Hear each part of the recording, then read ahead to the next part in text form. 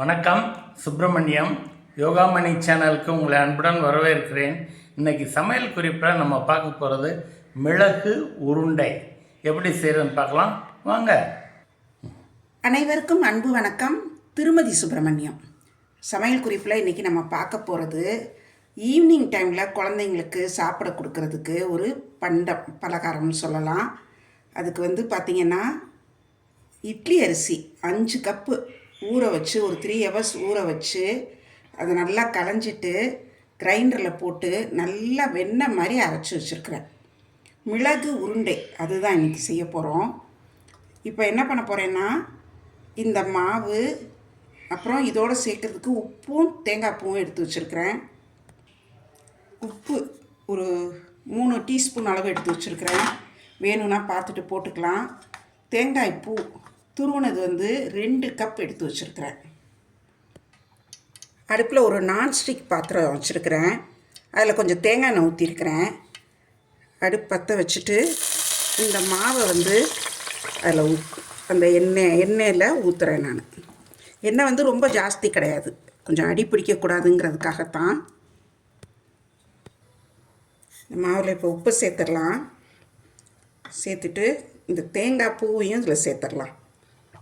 சேர்த்து இதை நல்லா கிளறணும்.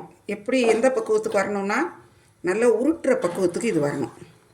அது வரைக்கும் கொஞ்சம் மீடியம் அல்லது லோ ஃப்ளேமில் வச்சு நல்லா கிளறணுன்னா நல்லா ஒட்டாமல் நம்ம சீடை மாவு இருக்கும் இல்லையா, அந்த மாதிரி உருட்டுற பதத்துக்கு வந்துடும். நான்ஸ்டிக் பாத்திரம் அப்படின்னா நல்லா ஒட்டாமல் வரும். அந்த மாவு நல்லா திரண்டு வந்துடும். ஏன்னா உப்பு போடுறப்போ திரும்ப கொஞ்சம் இலகி கொடுக்கும் மாவு. தேங்காய் பூவும் சேர்ந்து இன்னும் கொஞ்சம் இலகும். ஸோ நல்லா மீடியம் ஃப்ளேமில் வச்சு இப்படி கொஞ்சம் நல்லா அடி பிடிக்காமல் கிளறி விட்டுக்கிட்டே இருக்கணும். இது நான்ஸ்டிக் இல்லைன்னா நல்லா அடிகனமான ஒரு பாத்திரம் வச்சு கிளறி விடலாம். இது புழுங்கரிசி அரைச்சி அதுக்கப்புறம் செய்கிறதுனால நல்லா ஈஸியாக ஜீரணமாகும். நல்ல ஸ்கூல் போகிற குழந்தைங்க பெரியவங்க எல்லாருக்குமே இது பிடிக்கும். இன்னொன்று இது நம்ம ஆவியில் தான் வேக வச்சு செய்ய போகிறோம். இது முதல்ல மாவை பக்குவமாக கிளறி எடுத்துகிட்டு வந்துடலாம். இப்போ பாருங்கள், மாவு நல்லா கைவிடாமல் கிளறிட்டு இருந்தேன். நல்லா இப்படி உருண்டு வந்துருச்சு பாருங்கள். இது சரியான பக்குவம். ஏன்னா இது ஆற இன்னும் கொஞ்சம் கெட்டிப்படும். அதனால் இதோடையே இதை நம்ம இறக்கி வச்சிடலாம். இன்னொன்று இந்த மாவு வச்சு தான் நான் உப்புமா குழக்கட்டையும் செய்வேன். இன்றைக்கி நான் என்ன பண்ணுறேன், இதிலேயே கொஞ்சம் மாவு எடுத்து வச்சு கொஞ்சம் உப்புமா குழக்கட்டையும் செய்து காமிக்கிறேன் உங்களுக்கு. அது தனி வீடியோவாக போடுறேன். இப்போ இதை அடுப்பை அணைச்சிட்டு இறக்கி வச்சிடலாம். ஆனால் கைவிடாமல் கிளறணும், அது கொஞ்சம் முக்கியம், பார்த்துக்கோங்க. பாருங்கள், மாவு ஒன்று போல் நல்லா குழக்கட்டை மாதிரி உருட்டுற பதத்துக்கு வந்துடுச்சு. இப்போ இது என்ன செய்ய போகிறோன்னா சீடை சைஸில் சின்ன சின்ன பால்ஸாக உருட்ட போகிறோம். கையில் எண்ணெய் தொட்டுக்கிட்டு சின்ன சின்னதாக உருட்டி இட்லி தட்டில் வச்சு ஆவியில் வேக வைக்க போகிறோம். மாவு சின்ன சின்ன பாலாக உருட்டியாச்சு.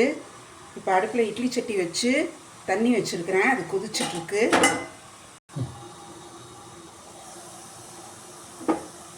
தண்ணி கொதிச்சிடுச்சு. இந்த உருண்டைகளை இதில் வச்சு மூடி நல்லா வேக விட்டுறலாம். நல்லா வெந்துடும், நிறம் மாறிடும். வெந்ததுக்கப்புறம் நம்ம எடுத்து பார்க்கலாம். ஒரு 10 நிமிஷம் ஆச்சு. பாருங்கள், நல்லா நிறம் மாறி இருக்குது, தெரியுதுங்களா? நல்லாவே நிறம் மாறிடுச்சு. தண்ணி தொட்டுட்டு இதை பார்த்திங்கன்னா அப்படி நல்லா வெந்திருக்கும். இப்போ இதை எடுத்துடலாம். இந்த உருண்டை உருட்டுறப்போ 2 கையிலையும் எண்ணெய் தடவிக்கோங்க. அப்போ தான் ஒட்டாமல் உருட்ட வரும்.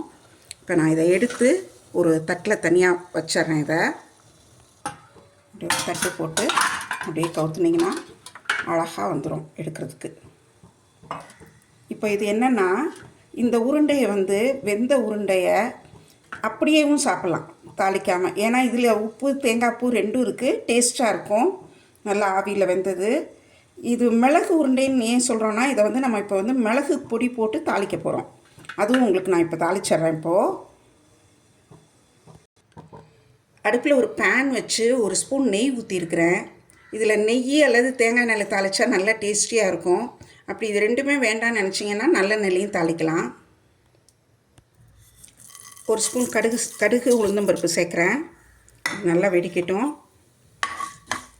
இப்போது இது நீங்கள் செய்யணும்னு நினைக்கிறப்போ வீட்டில் ஒரு 2 குழந்தைங்க இருக்காங்க, போதும் கொஞ்சமாக செஞ்சால் போதும் அப்படின்னு நினச்சிங்கன்னா, இட்லி மாவு அரைக்கிறதுக்கு கிரைண்டர் போடுவீங்க இல்லையா, அன்றைக்கி வந்து கூடுதலாக 1 கப் போட்டு இந்த இட்லி புழுங்கரிசி மாவை மட்டும் தனியாக நல்லா நைஸாக அரைச்சி எடுத்து வச்சுக்கிட்டிங்கன்னா, அந்த மாவில் வந்து இந்த உப்புமா கொழுக்கட்டையோ மிளகு உருண்டையோ தாராளமாக செய்யலாம். ஆனால் மாவு புளிக்கக்கூடாது. புளிக்காமல் உடனே அதில் உப்பு தேங்காய் பூ சேர்த்து செஞ்சிடணும். இது புளிச்சிருச்சுன்னா நல்லா இருக்காது. மிளகுத்தூள், மிளகு பொடி வந்து ஒரு 1/2 டீஸ்பூன் சேர்க்குறேன். அதுவும் நல்லா பொரிஞ்சிருச்சு. அது பொரிஞ்ச உடனே இந்த கொழுக்கட்டை வந்து இந்த மிளகு உருண்டைகளை வந்து இதில் சேர்த்துறேன். நல்லா லோ ஃப்ளேமில் வச்சுட்டேன் தீயை. ஒரு 1/2 கப் அளவு உருண்டைகள் சேர்க்குறேன். இந்த மிளகு பொடி எல்லா உருண்டைகள்லையும் நல்லா ஈவனாக படுற மாதிரி நல்லா கிளறி விட்டுட்டு எடுத்து நம்ம இப்போ பரிமாறிடலாம். மிளகு உருண்டை இட்லி அரிசி ஊற வச்சு அரைச்சி மாவு கிளறி உப்பு தேங்காய் பூ சேர்த்து ஆவியில் வேக வச்சுருக்கேன். ப்ளெயினாகவும் உருண்டைகள் வச்சுருக்கிறேன். வெந்த உருண்டைகளில் கடுகு உளுந்தம் பருப்பும் மிளகு பொடியும் தாளித்தும் அதுவும் எடுத்து வச்சுருக்கிறேன். ரெண்டுமே ரொம்ப நல்லாயிருக்கும். வளரும் குழந்தைகளுக்கு கார்போஹைட்ரேட் ரொம்ப ரொம்ப முக்கியம். அவங்க நல்லா விரும்பி சாப்பிடுவாங்க. ஆவியில் வெந்ததுனால ஈஸியாக ஜீரணமும் ஆகிடும். செய்து பாருங்கள், எப்படி இருந்துச்சுன்னு சொல்லுங்கள். இந்த வீடியோவை லைக் பண்ணுங்கள், ஷேர் பண்ணுங்கள். எங்கள் யோகாமணி சேனலுக்கு சப்ஸ்கிரைப் பண்ணுங்கள். நன்றி, வணக்கம்.